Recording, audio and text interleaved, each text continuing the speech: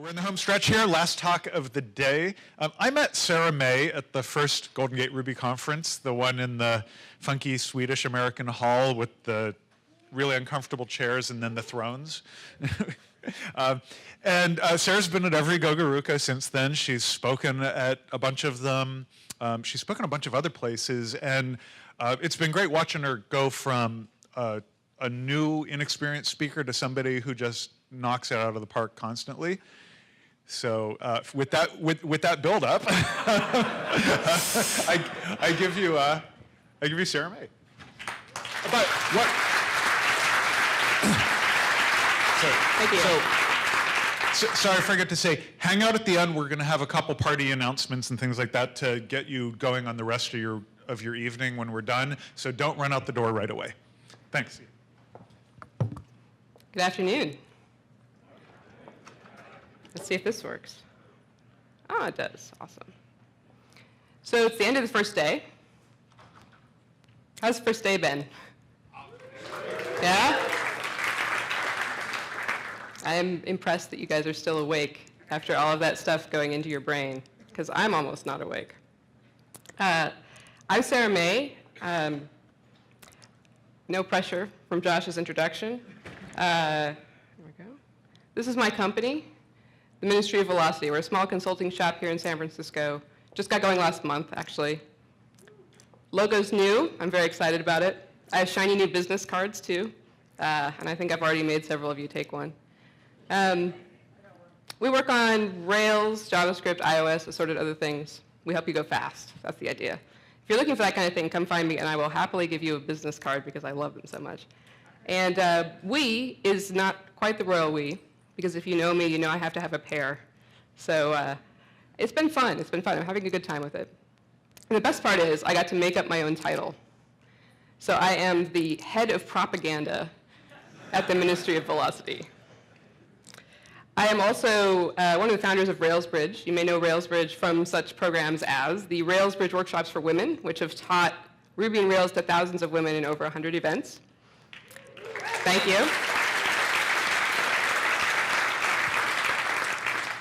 What you may not know about RailsBridge is that we're also starting an initiative to reach out to communities of color. We did a joint event with the Black Founders Group here in San Francisco a few months ago. We're looking to do more of that type of thing while we continue to work on the gender gap. Anyone in the audience been a student at a RailsBridge?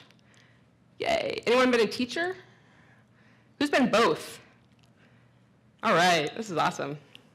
All right, well, I started this talk off with a question, and it's kind of an odd one, so let me explain a little bit what I mean here. You all use Ruby every day, and you love it. I'm not even going to ask for a show of hands, because I know you do, otherwise you wouldn't be here. But for every one of you, there's 100 people out there who have tried Ruby and discarded it.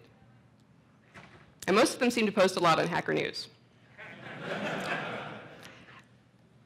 Ever since Rails hit 1.0, basically, Ruby has been one of the favorite whipping boys of Hacker News. Witness just a few of the articles that have made it to the front page of Hacker News in the last few years. All right, keep going. One more, there we go. A bunch of the articles on this list are FUD, right? They're fear, uncertainty, and doubt about Ruby, and those are really popular. But even the ones that are neutral or positive about Ruby, especially the ones that are positive, attract really, really horrible comments about Ruby and what it's good for. Now, everyone knows not to read the comments on Hacker News, right? You never read the comments. They're a cesspool, right? I was going to get some screenshots of comments, but I felt too dirty just going in and looking around and getting, I need to shower. Anyway, so don't do it. And it's not just folks in other communities that disparage Ruby. We in the Ruby community poke outwards as well, right? We're constantly taking jabs at people who use other lesser languages.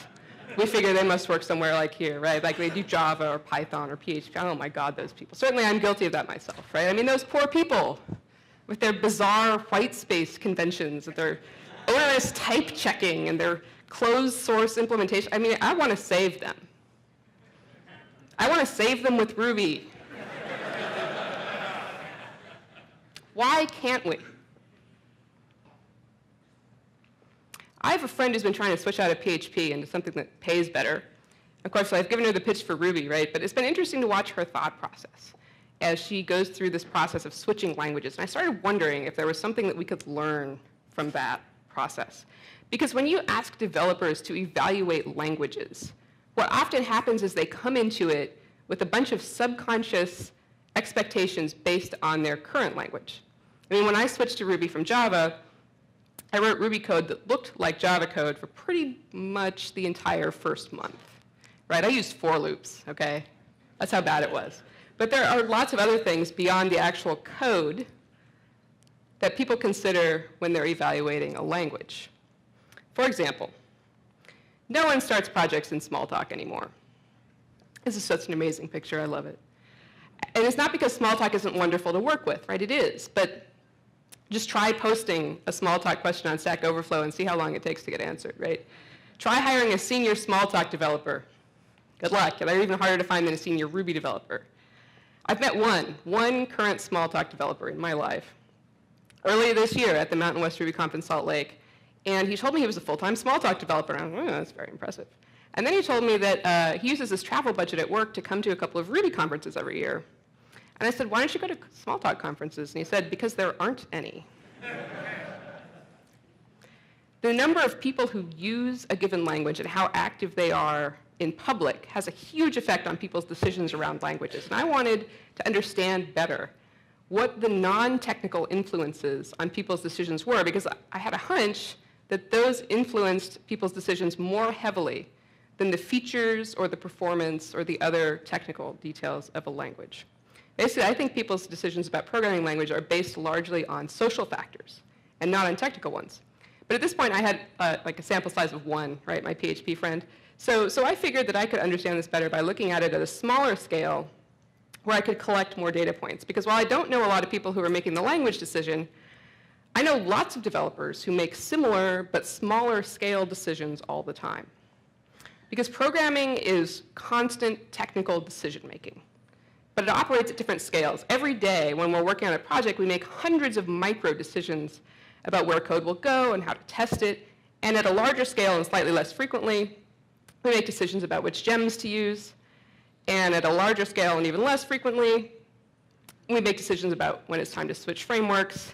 And at a larger scale and even less frequently, we make decisions about when to switch languages. And while I don't know anyone who makes the language or framework trade-off regularly, I know lots of people who look at gems all the time. So I started by asking a bunch of my colleagues to describe how they evaluate gems with similar functionality. Now, everyone starts in the same place, basically, it turns out. They look at the interface of the gem, the features, the functionality, and the usage of the code. This information is easy to find. It's usually in the README on GitHub, right? Let's say that you are looking for a gem to make HTTP requests. And a quick Google search turns up HTTP party and Faraday. So assuming you don't discard HTTP party because you can't pronounce it, you look at the README for each project and you skip to the usage, and this is what you find, right? HTTP party has class methods that you can call directly, or it has a module that you can mix into your own class. And Faraday takes a different approach, gives you a connection object that you can then use to make calls. This information by itself is not enough for most people to make a decision. Just like the features of a language aren't enough to tell you if it's worth using, the features of a gem aren't enough either. So I asked people to enumerate for me everything they do to evaluate a gem, and here's what I got. You ready for this? There's a lot. They look at the README on GitHub. They look at the date of the last commit on GitHub. They look at how many issues there are and how old they are. They look at the comments on the issues and pull requests to see if the maintainer is a jerk. They look at the number of blog posts they can find when they filter on Google to the most recent year. They look at Ruby Toolbox to figure out the relative download popularity. They look at Ruby gems to figure out their release schedule and how often they release. They look at Stack Overflow to see how many questions there are and how many are unanswered. They ask the people they know from work. They ask Twitter. They visit Hacker News and Reddit. They ask other developers. They look for official documentation. They look for books. They look for screen and podcasts. They evaluate the code directly. Seems useful. They evaluate the tests. Sometimes they just try it. And sometimes they build a sample app to see what it does. This is a long list. I had to move the font size way down to get these all to fit on one screen. And it's not exhaustive, right? I could put more stuff on here. I want to point out a few interesting features of this list.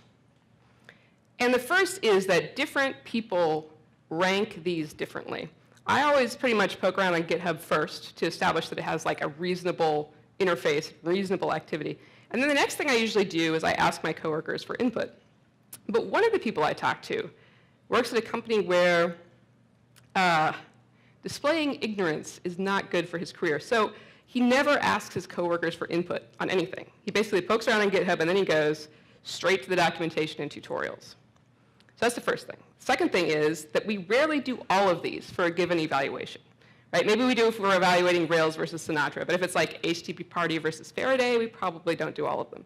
And the last thing is that this list changes as our community changes. For example, before Rails, a lot of discussion about Ruby libraries took place on the official English language Ruby mailing list. But today, it wouldn't occur to any of us, I don't think, to post to the official English language Ruby mailing list if we're trying to pick an HTTP gem. So the way that we collect and use this data is pretty complicated. We weight things differently at different times. Different people do different subsets of these things. Is there anything we can pull out of this? Most of this data is not technical. It's social. It's people data. It's information about the maintainers and the users of a project. There is some technical data. Let's pull that out first. Here's what everyone starts off with, right? They look directly at the features, functionality of the gem, not the internals, right? The external interface. We'll put that stuff over here. And then there's these things. These are information about the activity of a project. How often is it updated? How likely am I to get help from the maintainer or get a pull request merged? So we can pull these out over here. Give ourselves a little more space. You like that transition? I think it's fancy. All right. So what's left? We've got a big chunk here that's all about the project's popularity among other developers. Have any of my coworkers used it? How easy will it be to find help when I run into a problem? How likely is it that someone else has already fixed a bug by the time I encounter it? So we'll pull that stuff out over here. There we go. And we're left with a couple of outliers. Evaluating the code and evaluating the tests. They don't really fit in with any of the groups we have so far. Interface, activity, popularity, they're all pretty straightforward. There are well-known sources of data for this information, and when you come into a community and you learn them once, then you're good. But what we have left is a little fuzzier. It's really about how familiar things feel to you. Is this idiomatic Ruby? Does the maintainer share my test strategy? How much does this code match up with what I would write if I were going to roll my own? How much does this code feel like other code I've seen? So let's call this familiarity. There we go. So that's our last group. And these are, broadly speaking, the 4 categories of data that we consider when we're evaluating a gem. Now, interestingly, only one of these is technical data, and that's the interface. All the other 3 have a social component. Right? Popularity and activity are almost purely social. And familiarity is partially a technical judgment because you're looking through the internals of the code, and partially a social judgment because you're looking through the internals of the code in order to find out how much the maintainer thinks like you do. So certainly by volume, we consider more social data than technical data. And what happens pretty often in Ruby, actually, is that you have 2 gems that both have a sufficient interface, right? They both allow you to do GET requests and POST requests. They're about as popular, they're about as active. So judgment really comes down to this. Does the code feel good? Let's talk a little bit about what that means. I want to come back to this example. Familiarity is an intuitive judgment, but that doesn't mean that we can't follow the thought process that someone uses when they're evaluating particular code. So if you recall, HTTP party has class methods, or a module you can mix in. Faraday gives you a connection object. Here's a thought process that one of my colleagues described to me when I asked him to talk me through his thought process when he evaluates this code. Now, I've written it up as a conversation between me and my 4-year-old son. I think you'll see why in a minute. I don't like mixing helper methods into objects. Why? Well, sweetie, it's a sign that there's another object trying to get out. Why? Object-oriented design. The Ruby way is to use objects. Why? So that my code is easier to test. Why? Testing is important. Why? This is a question we do not ask ourselves often enough, I think. In this case, the answer was, I have a team with mixed skill levels and I need to have confidence in all of the code. And then this conversation ended pretty much the same way all conversations end in my house, which is, can I have an Otter Pop? You guys know what Otter Pops are? They're like little tubes of plastic with sugar water in them. You freeze them. Anyway, they're kind of disgusting. Anyway, this is Gabriel with an Otter Pop. So this is not, obviously, right, this is not a conversation we actually have with ourselves. It's usually subconscious, which is why it has a variety of fuzzy labels. The way people described it to me most often was pattern matching. That's interesting. Pattern matching is a difficult job for a computer, but a relatively easy job for a human brain, particularly a human brain belonging to a software developer. So you may be familiar with the concept of a neural net. It's software that tries to replicate the learning process of a human brain. In very simplified terms, the way it works is that you construct in software a decision tree with algorithms at the branching points. That's these question marks. And that determines which path it goes down for a given input. Then you start feeding it training data, which adjusts the algorithms at the branch points and makes it more likely to correctly process similar inputs. Its matching power gets greater the more inputs you give it, so it appears to learn. And it turns out that this is a decent approximation of how our human brains learn to match patterns as well. The more inputs you give it, the better its matching ability. Or in other words, if you want to develop a sense of familiarity, you'll get better at it the more code you read and the more code you write. Now that's an idea we actually talk about all the time.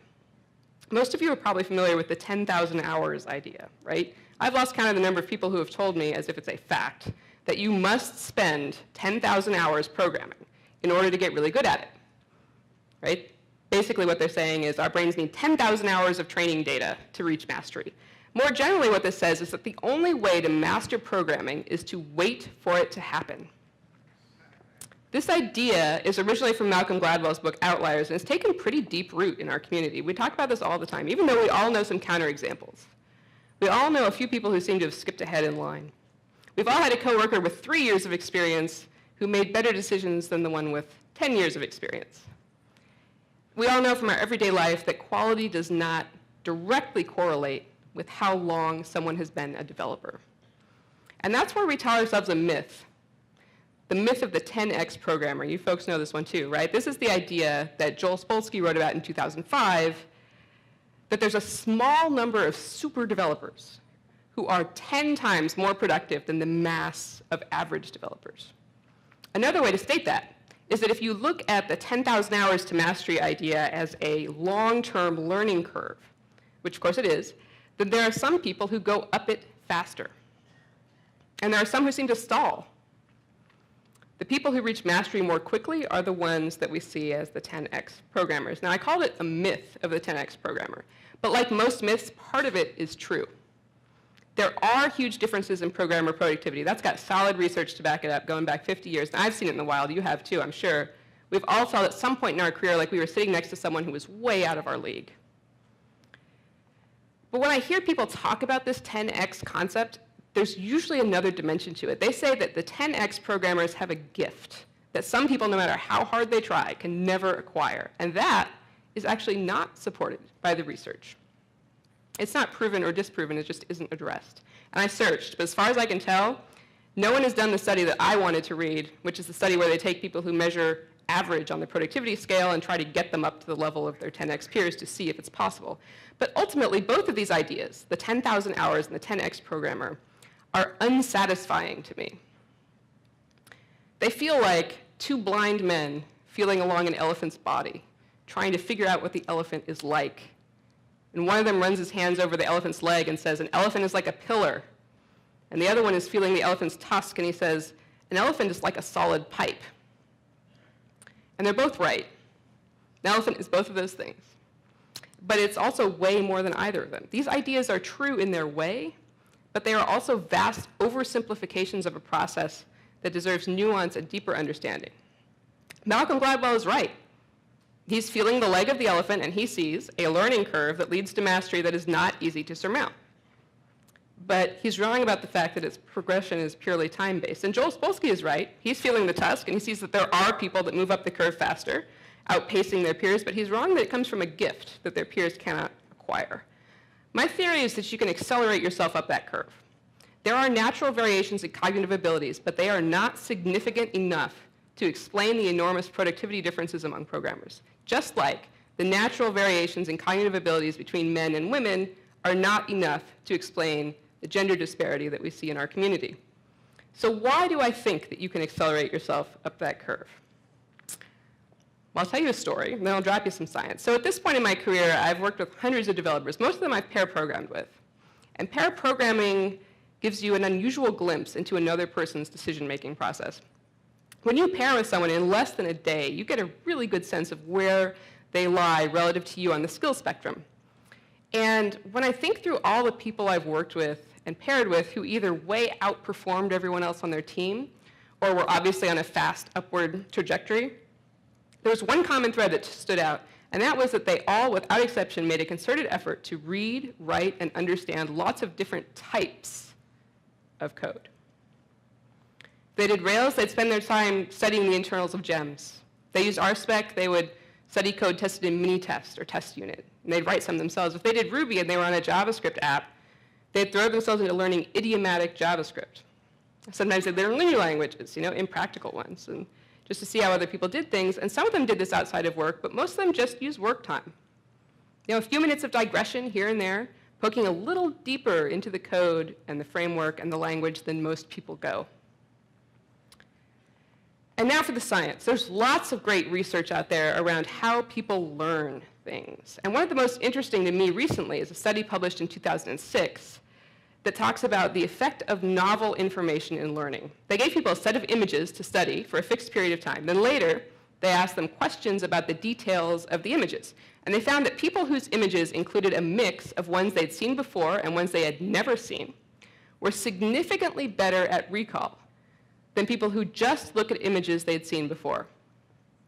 And they weren't just better at remembering the novel images, they were better at remembering all of them, both in the short term and the long term. And then it gets even more interesting, because they conducted some MRI studies to figure out why this happens, and they discovered that when we encounter a piece of novel information, our brain, the midbrain, responds by releasing dopamine. And dopamine is a neurotransmitter that accelerates learning in ways that we don't fully understand at the moment. But the practical upshot of this is that when you're learning, mixing bits of new information into what you're studying means that for a given unit in time, you learn more than you would otherwise. And that lines up with my experience. The best programmers I've ever worked with don't maximize the number of hours they spend programming, they maximize the variety of code that they work in. And that accelerates them up the curve to mastery faster. So to summarize, Malcolm Gladwell and Joel Spolsky are both right, and they're both wrong. Our journey up the curve to mastery is more complex than either of their ideas admit, and you can hack it. So I want to bring this back to languages. Our investigation of the decision process behind GEMS gave us this: the categories of data that we collect and analyze when we're choosing among GEMS. So let's try and apply this to languages. I decided to do a thought experiment with an example that I think a lot of us are navigating at the moment, which is the decision between Ruby and JavaScript on the server side. So let's see what we can do here. Let's start with the interface. With GEMS, this is the external interface and capabilities, right? With languages, this is also the external interface and capabilities. This is where we talk about things like garbage collection and threading models. And this actually is what most Node versus Rails posts focus on. Like Rails builds you a blog, Node builds you a chat server, right? But real projects are almost never that clean cut. They often include enough standard request response stuff to merit looking at Rails and enough real-time-ish updatey stuff to merit looking at Node. But people use, and in fact, they usually focus on this category of information when they're comparing languages.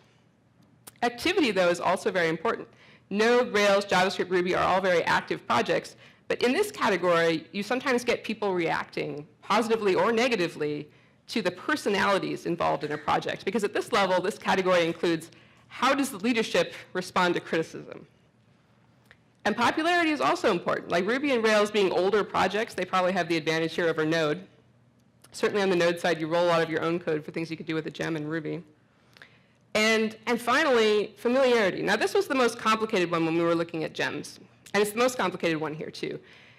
At the language level, It means how much will my internalized assumptions from my current set of languages match up with the expectations in this new one. And I think when you're coming from Ruby and you're looking at JavaScript, they don't really match up that well.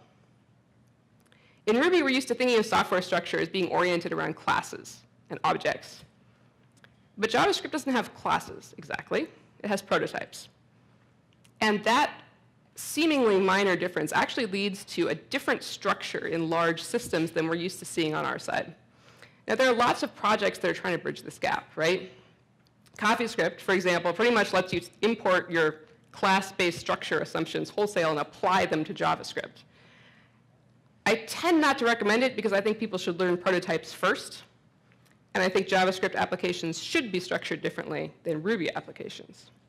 And that's great, right? That's great in an ideal world where there won't be any real live people writing your software. But sometimes you don't have the time, or maybe you don't have the expertise, right, to convert a team of Ruby developers into idiomatic JavaScript developers. Because while for gems, familiarity is the function usually of one person's brain, when you're at the scale of languages, familiarity is a function of all the people who are going to be working on it, with it on this project, right? Your familiarity with JavaScript might be fantastic, but then there's everyone else on your team. And as a result, the capabilities and interests of your team are ultimately the strongest driver of language decisions, usually even more than the task you're trying to complete. It turns out the software is really just people. This will never happen. We can't save them. It's not because Ruby is slow. It's not because Ruby's main contributors don't speak English. And it's not because the most famous Ruby developer in the world spends most of his time racing cars. Ruby can't win because language choices hinge on familiarity. And everyone who walks in Ruby's door has given their brain a different set of training data than you gave yours. So not everyone is going to be a match. This is a game where there is no winning, turns out. But there is losing. There is definitely losing. Ruby could wither into a niche language like Smalltalk, and none of us want that. But remember my theory. My theory is that the learning curve that leads to mastery can be hacked, and that there are things you can do that accelerate you up. I found one of them. I'm sure there are others. If we figure out what they are, we'll be an unstoppable force. But in the meantime, given the dramatic effect that novel information has on your brain, the best thing that you can do for Ruby is to go learn something else. And then come back. And I will save you an otter pop. Thank you very much.